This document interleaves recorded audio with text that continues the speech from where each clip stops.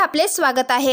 मुख्यमंत्र्यांनी पुढे येऊन सांगावं, मुख्यमंत्री धनंजय मुंडेंच्या आडून जर सुरेश धस नावाचा माणूस मुख्यमंत्र्यांना टार्गेट करत असेल, गृह विभागाला टार्गेट करत असेल, तर देवेंद्र फडणवीसांनी यावर व्यक्त झालं पाहिजे। तुमच्याच पक्षाच्या आमदाराला तुम्ही विरोधी पक्षनेत्याची जबाबदारी दिली का? आणि गुन्हे घडत नाहीत का महाराष्ट्रामध्ये? किती घडलेत गुन्हे, त्याबद्दल का बोलत नाहीत हे लोकप्रतिनिधी? काय करतील?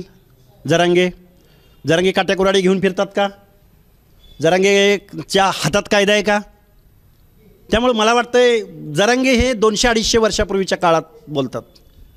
ते काय बोलले की आम्ही परभणीकडून घुसू, आम्ही धाराशिवकडून घुसू, कुठलं घोडदळ, कुठलं पायदळ, कुणाच्या हातात ढाले, भाले, तलवारी आहेत, ते मारणार आहेत का मग ओबीसींना? तुम्ही दलितांना मारून झालं, तुम्ही मुसलमानांना मारून झालं, आता ओबीसी तुमच्या निशाण्यावर आहेत का? आता वंजारी तुमच्या निशाण्यावर आहेत का? हे दुर्दैवानं बोलावं असं वाटतंय, बोलायला लागतंय, कारण या ओबीसींच्या मनामध्ये विश्वास निर्माण करणं एक ओबीसीचा कार्यकर्ता म्हणून माझं कर्तव्य आहे आणि आम्ही तो करू। कायदा सुव्यवस्था आत्ता सध्या बीड जिल्ह्यामधली, छत्रपती संभाजीनगरमधली, परभणीमधली, जालन्यामधली, धाराशिवमधली ही कायदा आणि प्रचंड लोक दहशतीमध्ये वागत आहेत, नोकऱ्यामधली लोक दहशतीखाली वागत आहेत। आणि मला वाटतं महाराष्ट्राच्या जे काही पुरोगामी महाराष्ट्र म्हटला जातो त्याला हे काळीमा पासणाऱ्या घटना आहेत। पण तुम्ही प्रत्येक जिल्ह्यामध्ये तो अभिमन्यू पवार नावाचा आमदार म्हणतो की आम्ही कोपर्डी 2 करू। मला वाटतं या सगळ्या गोष्टी प्री प्लॅनड आहेत, ठरवून आहेत। माननीय देवेंद्र फडणवीस साहेबांनी या महाराष्ट्रातली कायदा आणि सुव्यवस्था अबाधित राखावी। शरदचंद्रजी पवार, अजितदादा पवार हे एकच आहेत। दुर्दैव संजय राऊतांचं, संजय राऊतांनी पुढे येऊन उद्याच्या प्रेसमध्ये सांगावं, कारण संजय राऊतांची पण 2 दिवसातली भाषा बदललेली आहे। त्यामुळं नीतीचा फेरा एवढा वाईट आहे संजय राऊत साहेब, तुम्ही व्यक्त व्हा उद्या परवा, तुम्ही एकच आहात असा आमचा दावा आहे।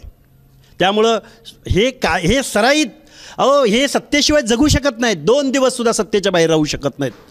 ह्यांनी कुठली लढाई लढली? शरद पवारांनी कधी कामगारांची लढाई लढली? कधी गोरगरिबांची, कष्टकऱ्यांची लढाई लढली? कधी दीनदलितांबद्दल बोलले? हे कारखानदाराचे नेते आहेत, हे चोर दरोडेखोरांच्या टोळीचे प्रमुख आहेत। आणि यांनी जर खरंच सामाजिक न्यायाची लढाई लढली असती, सामान्य माणसाची लढाई लढली असती, तर शरदचंद्रजी पवारांनी एवढा लायक पंतप्रधान या देशाला मुकला। अंतर्वली सराटीमध्ये गेले, त्यानंतर काय झालं महाराष्ट्रानं पाहिलेलं आहे। शरद पवार मस्साजोगमध्ये गेले, त्यानंतर काय झालं महाराष्ट्रानं पाहिलेलं आहे।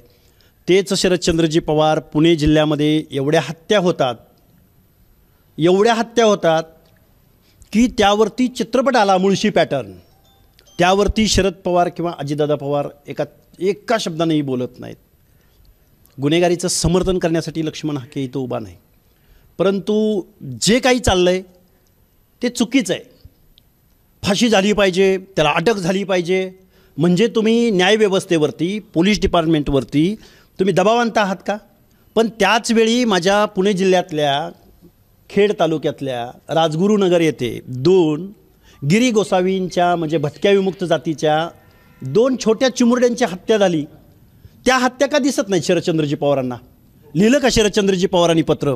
शरदचंद्रजी पवार हे प्रचंड, जसं वय वाढतं आहे तसं ते प्रचंड जातीयवादी बनत आहेत आणि प्रचंड जातीयवादी भूमिका घेत आहेत। शरदचंद्रजी पवारांचा एक खासदार माड्याचा, त्यांच्यावरती किती गुन्हे आहेत? आम्ही काढावेत का मोर्चे? एका धनगर समाजाच्या तरुणाच्या कानशिलीला पिस्टन लावून या धैर्यशील मोहिते पाटलांनी त्याला दमबाजी केली, आम्ही काढावा का मोर्चा?